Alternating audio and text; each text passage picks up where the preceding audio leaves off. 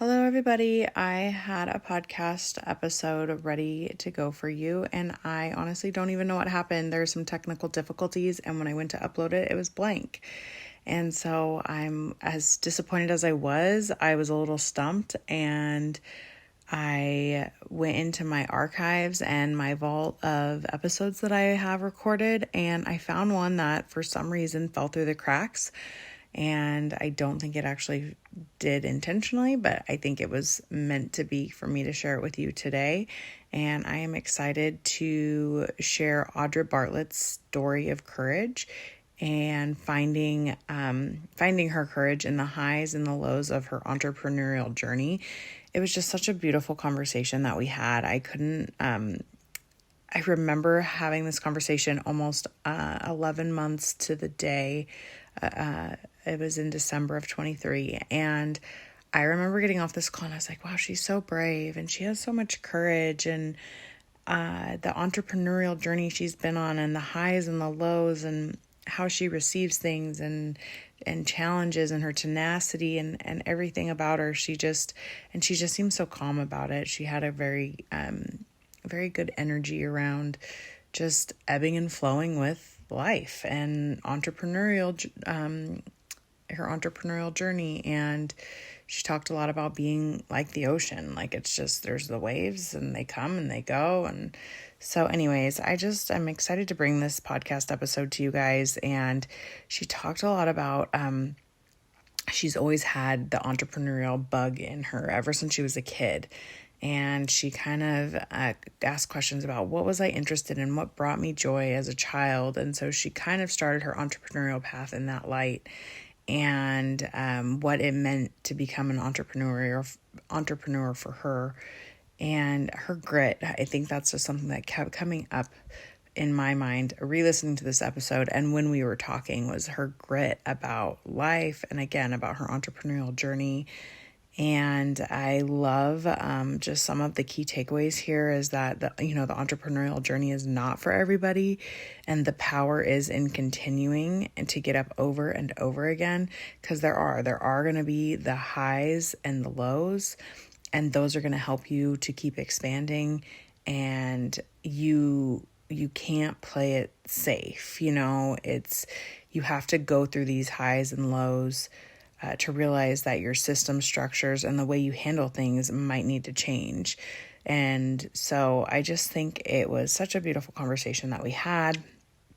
We talked a whole lot about your capacity, and when you look at the whole thing, and your capacity might not look the same in different seasons and different, again, highs and lows of the journey that you're on. And the best advice that she had at the end, it was really great. I will save it for you to listen to when towards the end of the episode. But just let it be and experience life. She really just has a really well-roundedness approach to life and being an entrepreneur. And I just hope you enjoy this episode as much as I did, and I will plan on recording another episode similar to the one that I recorded. I went away a couple weekends ago, and I had a lot of inspiration, and I had recorded a solo episode that I thought it was really great. So I'm kind of disappointed that it's gone, but I'm going to share this one with you instead, and it's for all good reasons. Because again, I was not really quite on the entrepreneurial journey yet when I recorded this episode, but here I am almost a year later and dabbling in it. I'm excited to see where this relaunch of the podcast. It will be coming on December 5th, so in a couple weeks here, it will be rebranded, and I'm going to be doing some giveaways and of things that are near and dear to my heart, and I'm excited to share with you more and more as the weeks get closer. So for now, I'm just going to wrap up the month of November with podcast episodes that I have recorded of amazing women that still need their stories of courage shared for you to hear them. And I'm just so grateful for this journey. It was kind of fun, just again, re-listening to a conversation that I had almost at the beginning of this podcasting journey. and to be sharing it with you now. So I hope you enjoy. Updates will be coming. I might even do like a bonus episode next week, just kind of talking about a lot of the changes and a lot of the things that I've been doing. I've kind of been under a rock a little bit. And so I hope you enjoy.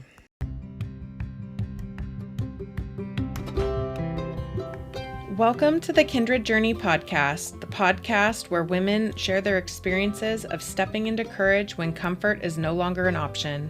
This is the podcast for connecting in community with women who have been shaped by the liberating to challenging seasons that life endures. I am your host, Leslie. I am a wife, mother, daughter, sister, and friend. I too have experienced these seasons in life, and I want you to know that you are surrounded by a community of courageous, real women here for you. I can't wait to connect, so grab your favorite beverage and join me on this kindred journey. Good morning, Audra. How are you today? Hey, I'm good. How are you? I'm doing well. It's Friday, so can't complain, I guess. Yes. So I guess you just want me to kind of go through Yeah. Well, thank you for little, coming. Thank you for coming on. I appreciate it. yeah. I've got to know you a little bit through some of my own personal homework, but also through a course that we got to take together. And I'm just excited for you to share your story with the listeners. And if you want to maybe give a little bit of an introduction about yourself and start from there, so everybody can kind of get a better idea of who you are. Yeah. And with this course that we took together, I think it might even kind of lead into some of what I want to talk to or what I'm feeling called to speak about today. But I want to say that I don't know what it was like for you, but I signed up for like a podcast class and I got like a life shifting experience. Mm-hmm. I was like, oh, I'll just learn how to rebrand my podcast and put it out there. And the energy behind what was delivered and how people showed up was just so transformative for me. So that really kind of speaks to some of the ideas that I have going on with the season I'm in right now, which is all about the energetic backing behind things. Mm-hmm. And there's what it is and what it feels like. Yes.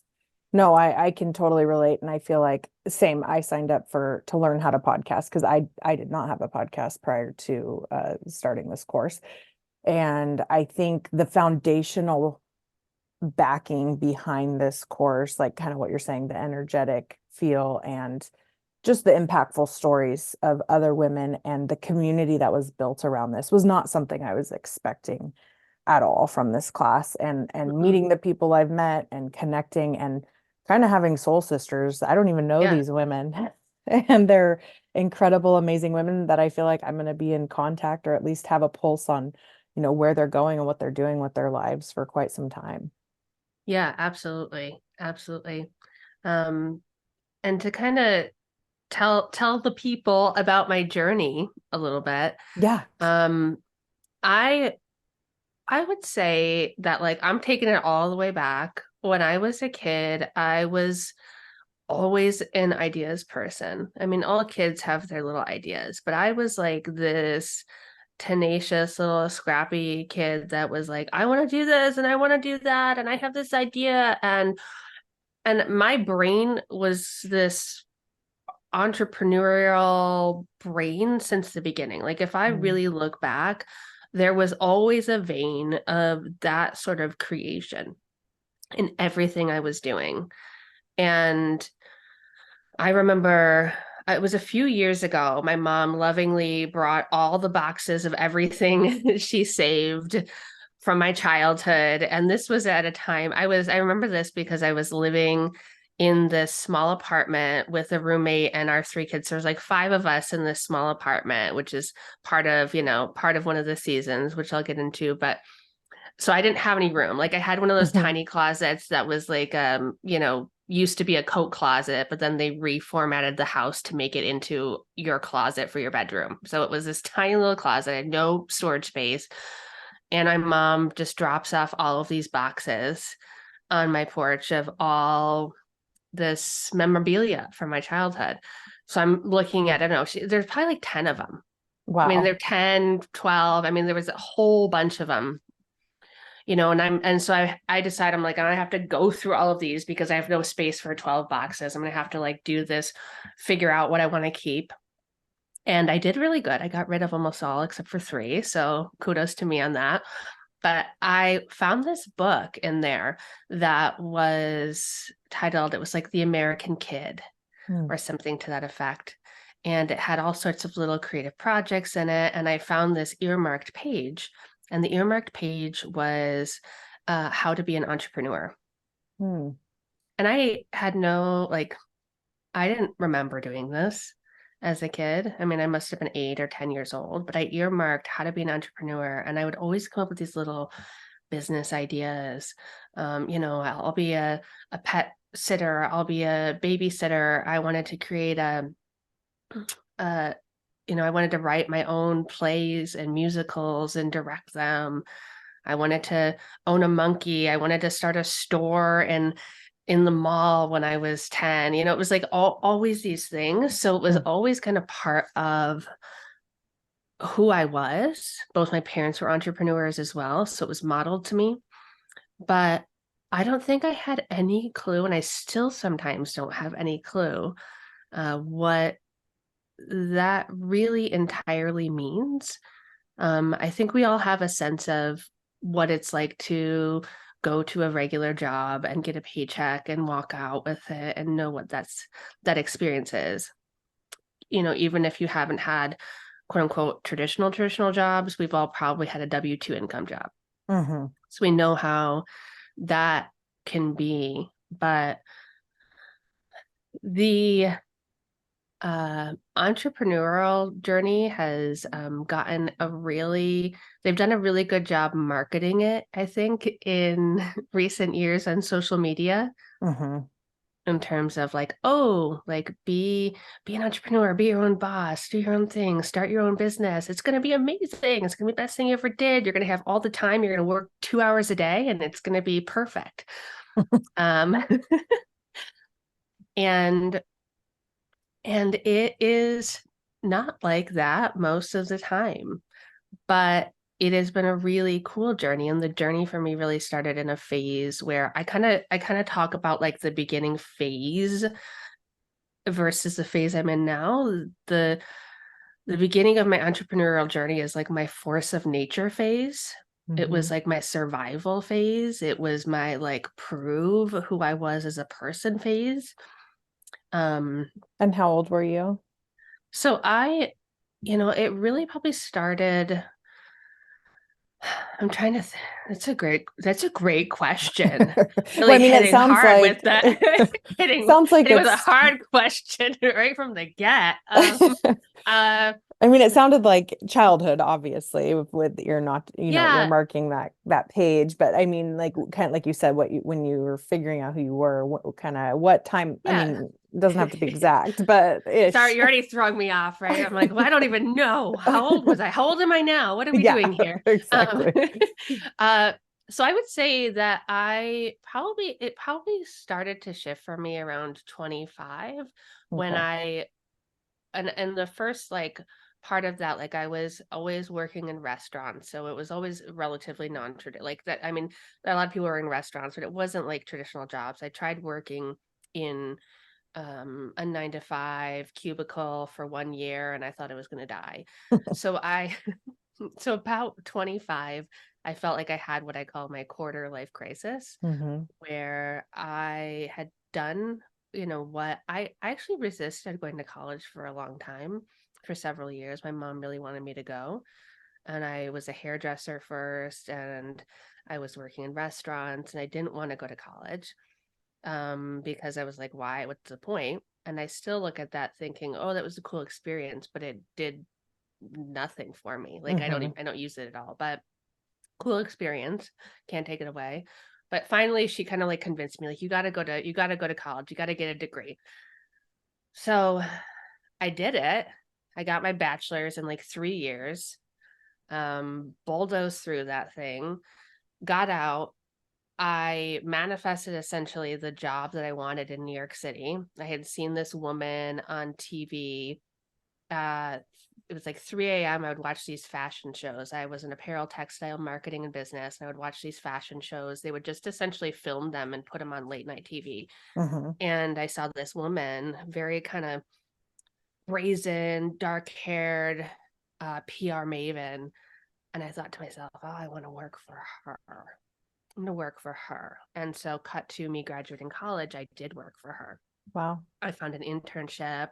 I ended up becoming her assistant. It was like the Devil Wears Prada, except like the downtown rocker version. She was screaming all the time.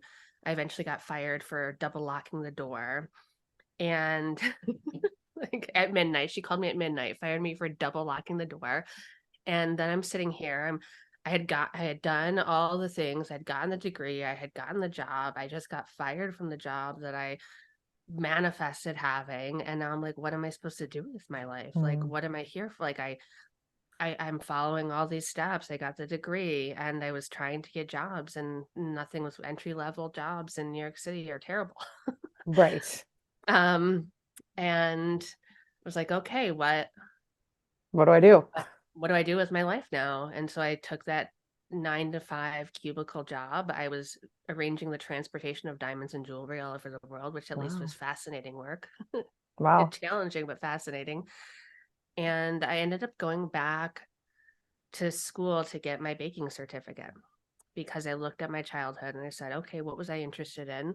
What could I do? How could I make it? What is something I'm passionate about? And I ended up doing that. I ended up getting my baking certificate. I moved out of the city. I ended up becoming a pastry chef. And then eventually, started my own business. But part of this whole thing here that I'm not talking about is what I was actually going through interpersonally, and what me becoming an entrepreneur meant for me, because I had met the person that eventually became my son's father in the city, and him and I were together for several years, and we moved out of the city and we live in Ithaca now. And it was a very toxic relationship. Like, to the core, burn you down kind of relationship. And after I had my son, I was essentially like what I would consider to be like a shell of a person at that point. And I remember looking at myself in the mirror and thinking, I can't recognize my own face. I literally can't recognize who that is staring back at me. Not as a concept, not as an idea, but as an actual me looking at myself physically. I couldn't recognize myself anymore. Wow. And I knew I had to go.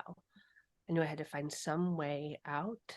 And my son was 7 months old at the time. So anybody who has a baby knows that it is very hard to do anything at that point, especially in that season of motherhood and infantry. I mean, that's a hard season regardless. It's hard to wake up and take care of the baby and make sure that you're even getting a shower and existing in the world. But I knew that I didn't want my son to ever have a memory of his mom being like that. And B, I knew there had to be like even if that road right now seemed harder to single mom it with the 7-month-old, I knew that it would eventually be easier because I would be able to like gather parts of myself back. And I made that decision, and I moved in with this amazing woman who had 2 girls herself, who, I went to her door, and she still tells this story, so still a close friend of mine. I'd gone to her door. Her and I knew each other peripherally. We had gone salsa dancing one night with friends, and I think I'd met her one other time, but I knew she was part of the community.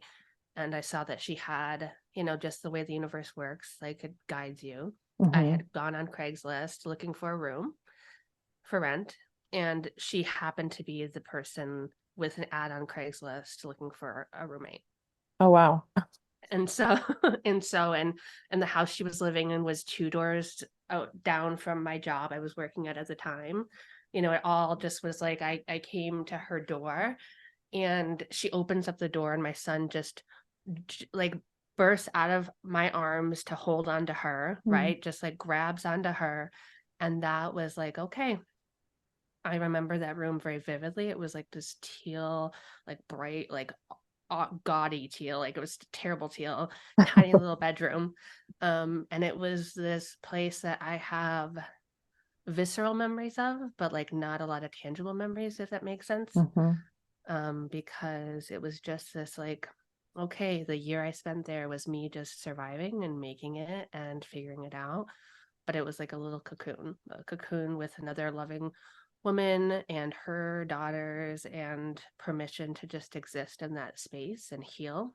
And part of that then was when I came home one day. I was waiting tables and I was a pastry chef.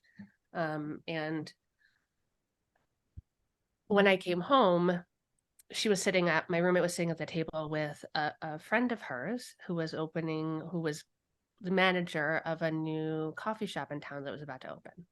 And she said, hey, she's looking for somebody to bake pastry for them, and you bake. So would you want to do it? And that was kind of like the opening. And at the time, we had just been told we had to leave our house because the landlord was going to move her family in there. Oh, wow. I didn't have any money. My son had just turned 1. I remember on his first birthday, I sobbed. Like I sobbed because I was like, oh my God, I made it, right? I made it. Like, yeah, I the first year. it. Like, not only did I make it in the first year, I'd made it, like leaving this, starting over, like the whole thing. I was like just bawling. So he was like, it was a month or two after he had turned 1.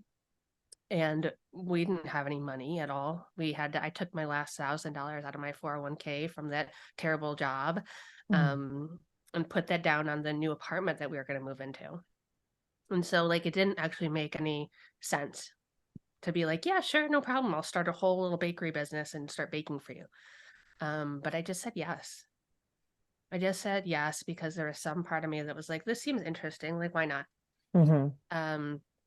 And that was essentially me starting my entrepreneurial journey. That was it. Me, no money, no sense, no time, just saying yes. Wow. And then like everything else from that point, I just started to figure it out. Sometimes it just is us saying yes or committing to something and just being like, okay, like now I'm just going to go and what's the next step? What's the next step? What's the next step? And that's it. Like so I ended up just starting it we moved into the new apartment, and I started out of that apartment, that tiny apartment I was saying that had 5 of us in it, and a tiny apartment stove and a KitchenAid mixer that I bought off of Craigslist from some guy I met at a Starbucks. Wow. And that was it. Like, and from that point, I ended up finding a space because I just looked at what commercial kitchen space was available. There was a space at a nonprofit. I met the owner of the nonprofit with my kid in my hands and said, can I rent that space? And he rented it to me for practically nothing. And that led me into driving past this house that I would drive past when I would go visit my family. And that house had sat vacant for years, and it said for lease or for owner, like for sale. And so I just like saw the house and called the realtor and asked how much it was. And I remember being so scared to even do that, because sometimes it's in those conversations we're afraid someone's going to find out that we aren't really capable of doing, quote unquote, capable from what we can see of doing something, that we don't have the resources readily available, that it doesn't make sense. But I just made the call, Yeah. That perceived notion of what we think others think of us, or we anticipate what others think of us, can really get in our heads probably shy us away from doing a lot of great things in our lives. But you did it anyways. You just part of your story is just you didn't really focus on the past, but you had no option but to move forward and to keep taking a step forward. And like you said, that led you into the next thing and the next thing. And sometimes that's what keeps us from stepping into courage, is the fear of the unknown or the fear of what's next.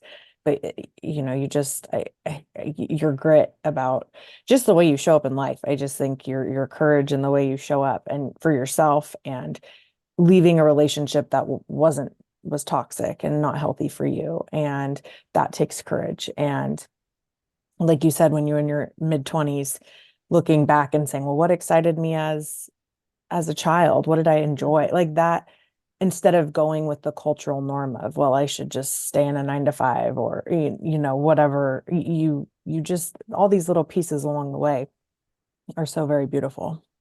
Yeah, and I think there's like an underbelly of tenaciousness or audacity. Someone's called me like audacious Audie, like just Mm, like this being like, yeah, why not? Why not? Just ask, like just ask. And there, like that happened. Like there's so many things that I have gotten, like the house that I'm recording from right now, I bought with a business partner, a friend of mine, and I didn't have all the money for the down payment, but I just called him up one day and was like, hey, there's this house I'm interested in. Why don't you just come and look at it with me? And I don't have all the money for it. And he wasn't asking me to find a house. Like there was no indicators that he was going to do this with me. I just called him up and say, hey, come look at this house with me.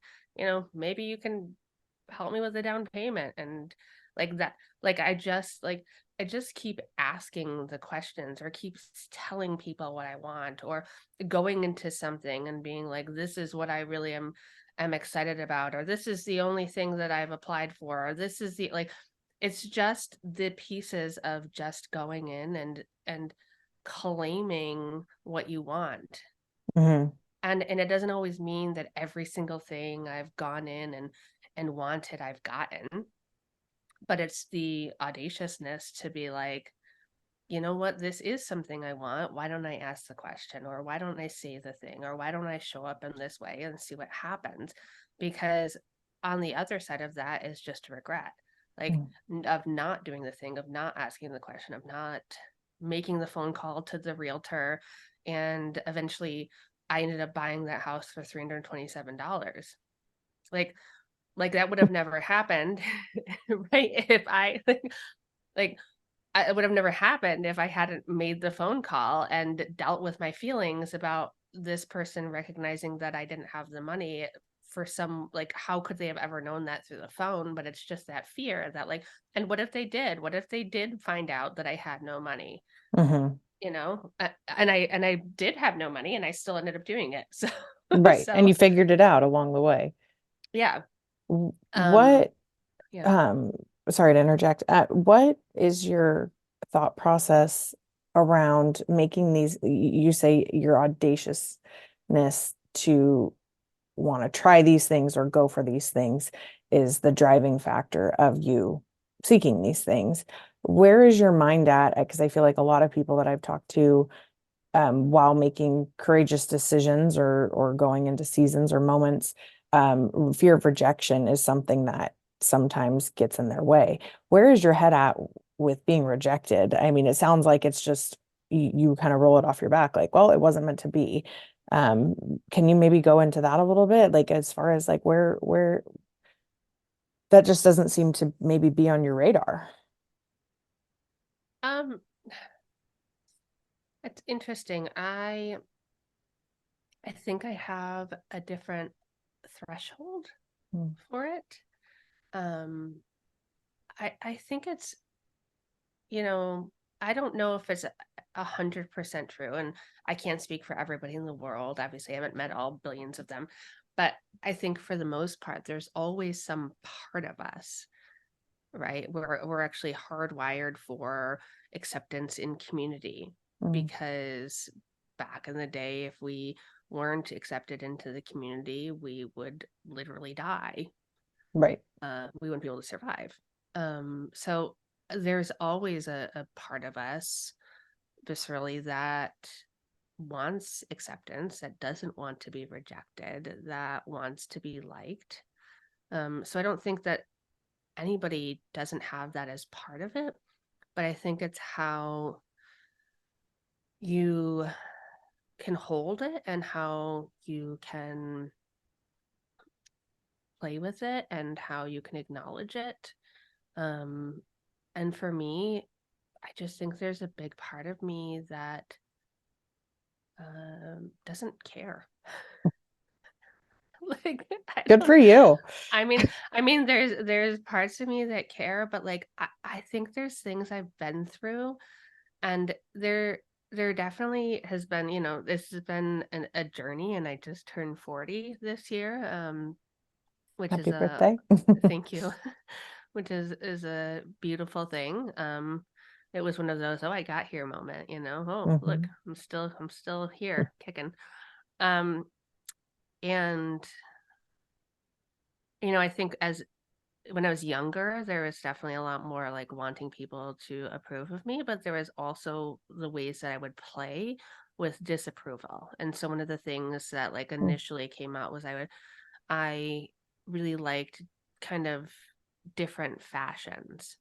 And so a lot of times I would put on some really funky pants that I found, and some people would like them, or some people would criticize me, or some people would, and then there was a lot of people that really liked it, right? And I kept finding the more I just honored who I was or showed up in that way, there were going to be the critics, but then there was a whole bunch of people that were like, oh, cool fashion sense, or cool choice, or those are weird pants, but I kind of like it. Right. And so I think I started to play around with it when I was younger, where in that point where it was like as a teenager, you really seek a lot of approval. And there was a huge part of me that sought approval, but there was another part of me that was kind of rebellious and like, oh, let me just see if I do this. What if I push the limit here? What if I eke here? And as I as I got into being an adult, I feel like I just keep doing it in bigger and bigger ways. And I think some of the trauma that I've been through and some of the really hard things have, in a lot of ways, I look back and think, well, I use it as a point of reference, like, well, I got out of that terrible relationship, or there, was sexual abuse as a child, or there, I've been through these things, or even I use like I had a natural birth with my son. And I'm Mm. like, well, I went through that pain. Surely I Hmm. can get through that. Right. Like there's like these points that I'm like, oh, like how bad could it be? Like, oh, like I'll be fine. I got a huge tattoo on my ribs. I was like, no, I had natural childbirth, so I can surely get a large rib tattoo. Like like it's just this I think it's a matter ultimately then of perspective. Like what's you go in and you're like, yeah, so everybody may think this is a terrible idea, or they may hate me, or they may not like this in this moment, but does it ultimately, like, does it really matter? Does it really matter? To some people it does, but some people, like yourself, it doesn't. And I think, everything that you've shared so far, and I know you have more in your story and your journey, but I think you built that confidence each time you did something that maybe might not seem courageous to you, but that you just kind of got more comfortable with choosing. And I love what you said. You're kind of rebellious. You tried things to see as kind of an experiment project. And maybe that has a lot to do with your childhood, going back to your childhood and trying new things and having all these ideas and kind of this entrepreneurship mindset from childhood. Well, we're going to try it. And I think that's what makes entrepreneurs so great, is that they're not Mm-hmm, afraid to fail, because it's not really a failure. mm-hmm. It's trial and error. It's you got to try to find out. You got to learn by doing. Because if you don't do, then you're never gonna know. Yeah, and that kind of cuts to like what I was saying at the very beginning of this conversation, that it the entrepreneurial journey is not for everyone. It Right. is not, no matter how hyped it is on social media.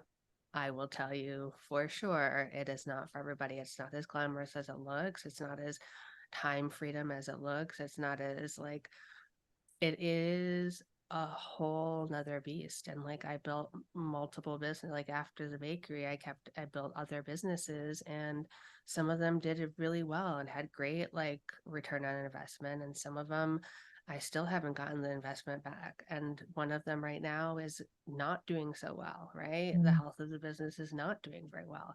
And it's the reality that like you have to be able to hold both.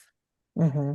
You have to be able to hold, like, you have to keep trying, you have to keep getting up. Like, the power is in continuing to get up Mm-hmm. over and over. Your business is good, it does okay, it does great, it does whatever, like, you just keep getting up. Mm-hmm. um How do you sit with yourself in those different seasons of like really high success? Flow is easy. And then how do you sit with yourself when, peaks and valleys, and when times are harder?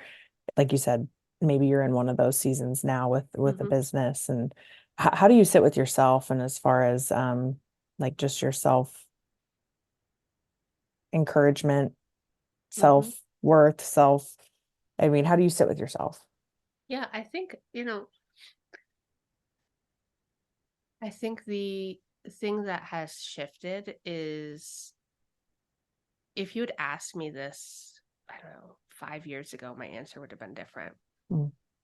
um the reality is, like, I've now had higher highs and lower lows. Mm. um when you go in and you're playing, even you can play relatively safe in an entrepreneurial journey, and I've done that. The bakery was like my first baby in entrepreneurship, and it was a relatively safe journey. And what I mean by that is, there wasn't a huge capital investment, there wasn't a lot to fall from, right? If the bakery didn't work out, I eventually closed it. I didn't have to fire anybody, and I didn't have to worry about like too much capital investment that I was losing, and I didn't have to worry about too much of a fall. Mhm. Was it hard? Was it, was there a lot of struggle involved with that and working 12 plus hour days on my feet in the kitchen? Absolutely. But at that point, I only could go up so high, and I could only fall so high with how I was playing. And in more recent years, I've gone to much higher highs and much lower lows. And now that I'm kind of like, I'm in a bit of a low season right now, and like I can kind of pull away from the perspective of recognizing that each season has its value. And in the highs, I think you have to go through some bigger highs and lows to recognize that some of your system structures and the way that you handle things need to change. Because Mm. what happens when you don't come from money, or you don't, you aren't used to these sort of highs, or you're not used to these sort of challenges or managing this much, you have to continue to expand your capacity to hold all of it. You have to learn how to do it differently. You have to learn how to set up the systems differently and the structures differently and manage money differently. And from that perspective, like, when you're in the high, holding that high, when you get your first high, like your first real high, you're like, oh yeah, I'm six figures, like I'm kicking ass, right? I'm doing great. Mm. Um, it can feel like it's A, never going to end, and B, that you don't have to worry about it, and C, you can start to get kind of complacent, thinking that it's just going to keep going. Mhm. And I think that's how, if I was to go back in some of the highs and tend to myself a little bit differently and better, that's the advice I would give. Mm. Right? How did I tend to myself? I enjoyed it. I continued to be in that process. I took the money, invested in other things. I continued to find ways to grow. But in the high, I would tend to myself with a little bit more future self-love, Mm. is what I would say. Like, I'd be really a little bit more conscious of not always needing to get more and more and more. Mm. And in the lows, I would say just making sure you are taking care of yourself. Mhm. That you have to recognize that you only have the capacity for so much in a low, and that you need to have a support system around you, and you need to be vocal about it. You need to be like, hey, partner, I only have so much capacity right now. And what does that mean? That means that, like, I literally, mentally, emotionally, and physically, right now in this low period, I'm only capable of handling so much. And sometimes that one thing that you ask of me is going to set me over the edge, and I'm really sorry. But like, I reached my 100 units of capacity today, and the rest is gone. I'm done. Um, yeah, I'm done. But when I look at the whole thing, I think to myself, how amazing is it all? Mm. Because I'm the ocean. I am the whole ocean. I am this big, vast body holding the highs and the lows. Mhm. And when you're in the high, you think it's always going to be that way. And when you're in the low, you fear it's always going to be that way, but it won't. It's It going to be ebbs. highs and lows for the rest of my life, right? Up and down, up and down. And if I want to risk it, I have to continue to hold. And each one of them gets to be an opportunity to just learn how to expand your capacity in those moments. Mm. Like I it will never be, you will never be in calm waters Yeah. your whole life, your whole life. So if you want to be the person with this extraordinary courage, betting in a huge way, you have to hold the opposite. You have to hold the potential of the opposite and know that you can have your back in both. Mm. That's beautiful. Thank you. Yeah, thank you what you shared. I think not just in entrepreneurship, but life. I think what you just Mm-hmm. shared, like you said, you go through, I loved how you said every season has its value and that you're not always going to have the same capacity to hold in the highs and the lows of your business, of life. I think I'm in the thick of early years of motherhood right now, so I think Mm-hmm. my capacity is not what it was before kids, before, Mm-hmm. and learning how to navigate your capacity, I think is something that's always going to ebb and flow. It's never going to be the same. So not just in a business, but just in life as well. And I think expressing that is something I could be better at because Oh sometimes yeah. I just think I can do it or I get in do it all mode and then I'm not expressing that like I'm at my capacity. And then I snap, or Mm-hmm. whatever. So I think just that advice in itself is universal for life and business. So thank you so much for that. I mean, I just Yeah, and I think that, like, what I also is coming to me right now is like the value in each season, but also just like spending time enjoying it in the season. Because mm, it's interesting that when we have joy or moments of big accomplishments or wins, or we did the thing we never thought we were going to do, we are so uncomfortable staying there. And we think that, like, the ultimate goal is getting the thing that we wanted, right? Like getting the nice car we wanted, or buying the house we wanted, or getting the relationship, or starting the business. And then we want to so rush out of it. mm, We on want to to be the like, next okay, thing. yeah, okay, that was really cool, great, bye. Like, Hmm. we actually spend less time enjoying the highs than we do sitting and marinating in the lows. Isn't that fascinating? Mm-hmm. And so it's like we just coast by every high. We're just like, oh, that was nice, great, bye. And then we're in the low and we're like, I'm going to be here forever. It is so awful. And you forget that you're the whole ocean. You forget that there will be another high. Hmm. You forget all of it. And then you spend so long immersed in how terrible the low is. But then when we get to the next high, we're not in it. Mm. We're thinking about the next low. We're thinking about the fear of Hmm. losing the high. That's so And true.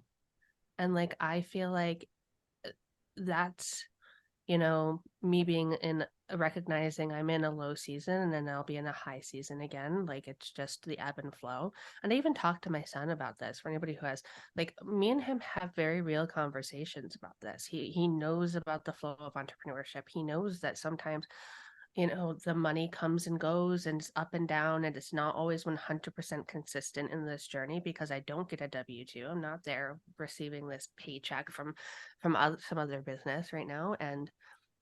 And that, you know, it just, I think that when you were talking about how do you take care of yourself, the next high, and every high, and it doesn't have to be a big high, the next little high, the next little win, the next moment, the you know, I don't know when this will be released, but you know, while I'm there in the holidays looking at my family and just taking more time to relish it, Mm-hmm. to look at my son's face, and to look at my family, and to like love being in that moment with them, and love the next business win, and love the next client, and love them more and more and more, and love myself more and more every single time.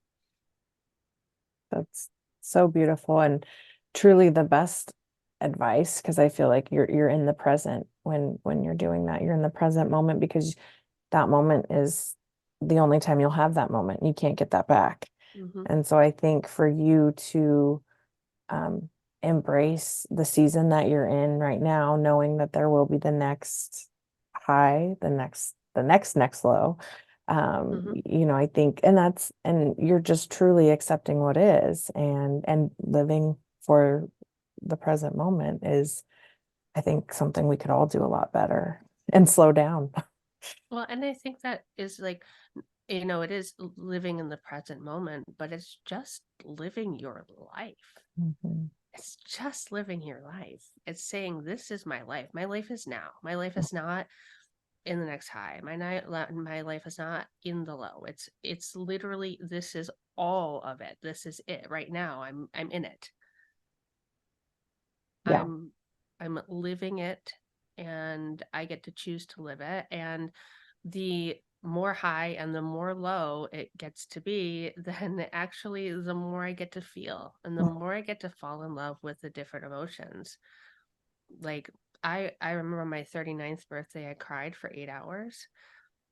Like not like the whole 8 hours, but I like cried on and off for 8 hours, because I was like, oh my God, I'm gonna be 40 soon. Like, what am I here to create? What am I meant to do? What am I gonna? I started writing a book, and I was like, it was a whole thing. But I remember people calling me and being like, oh, I'm so sorry. You know, they were so uncomfortable with my sadness Mm, and with my tears. And I was like, I'm not uncomfortable at all right now. I'm not just sad. I'm joyful. I'm in grief. I'm in all sorts of a range of emotions right now. And I'm just letting it be.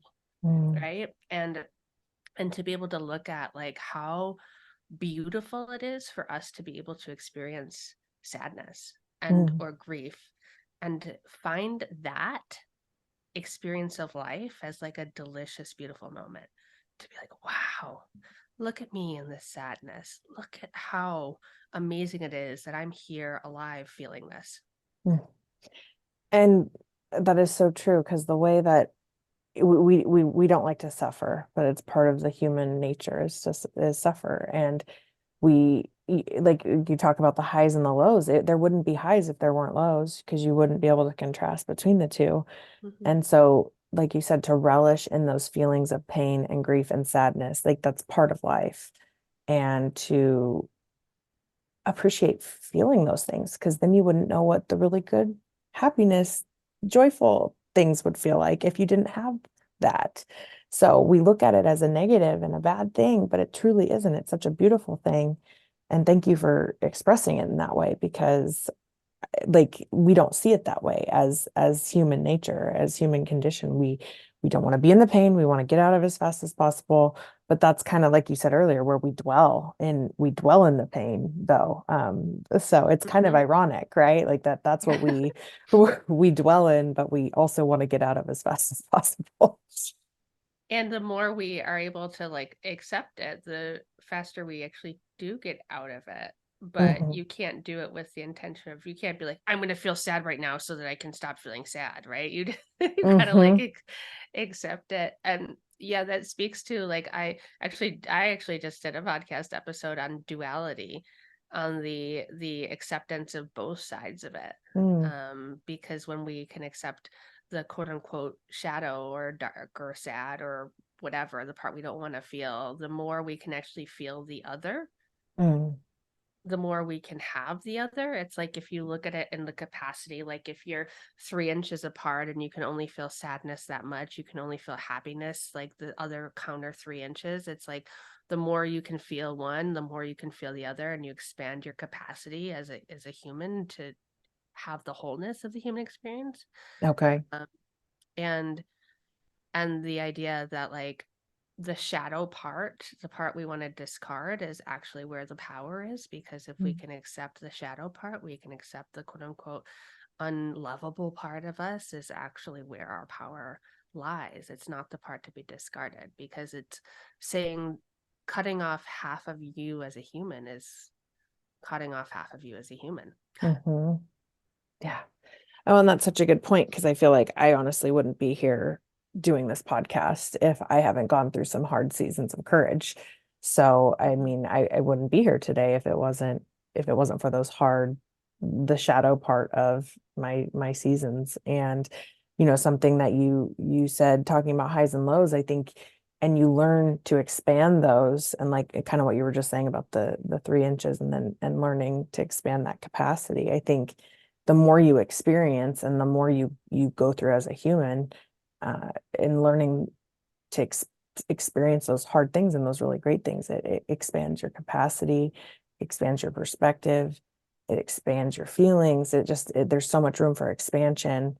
So why limit yourself to not feel those feelings, and to not Mhm. go through those experiences? Mhm. Yeah, absolutely. Because you can actually get joy from feeling sadness. Mm. And when you get it, you get it. Mhm. Yeah. I was kind of what you were saying. I was kind of white knuckling this last week, and just so in resistance of what was, with just the rainstorm coming with sick kid and work deadlines, and just all and I felt like I was in such resistance. And then my husband kind of called me on it, and I said, you're totally right. It just is what it is, and what the second I let go, it's just amazing how it changes your perspective, but also how things, you release that energy of just kind of holding on to what should be, and versus what is. And then the less I fought it, the easier it was to get through it. So Hmm. it's just kind of ironic that we do these things we almost make ourselves suffer on purpose. Yes, we do happen to like suffering as much as we don't admit that we do. Yeah. Exactly. Well, Audra, thank you so much for sharing everything that you have shared with us. I think there's so many great takeaways from our conversation here today. And if there is one thing, looking back on your 40 years here on this earth, um, hindsight 2020, what would you have told yourself in stepping into these moments and seasons of courage? Mm, gosh, I feel like I've already said some of what I would tell myself.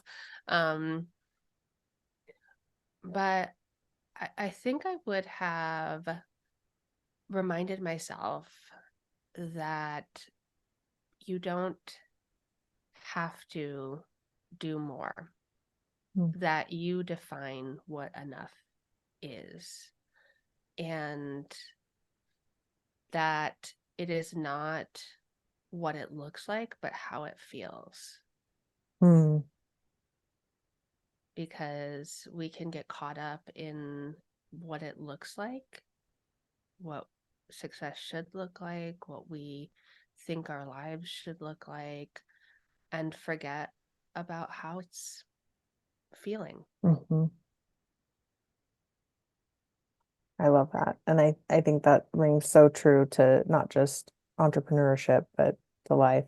And Mm-hmm. um, just we put the shoulds on ourselves, and taking those away and releasing that, and just what does it feel like, I think is all that you need in the present moment. And that's all that we should give ourselves.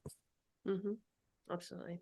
So, well, thank you again. And as we wrap up here, would you mind maybe sharing where our listeners could find you and get a hold of you?